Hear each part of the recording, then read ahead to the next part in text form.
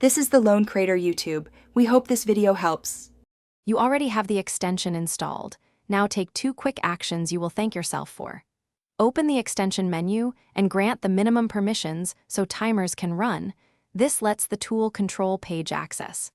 Once done, create your first block list and add 310 distracting domains you visit most. Make sure to name that list clearly so you can pick it fast when you have a deadline.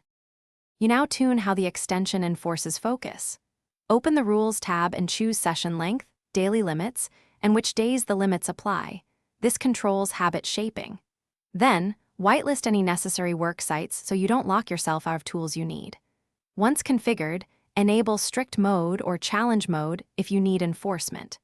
Make sure to test one short session so timers and redirects behave as expected before committing to a full work block. You're nearly done. Start a focus session and watch the extension block or allow pages according to your rules. This confirms your setup.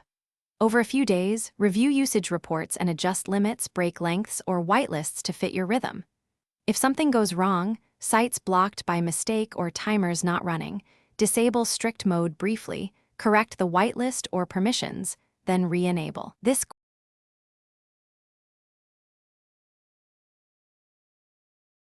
Thanks for watching.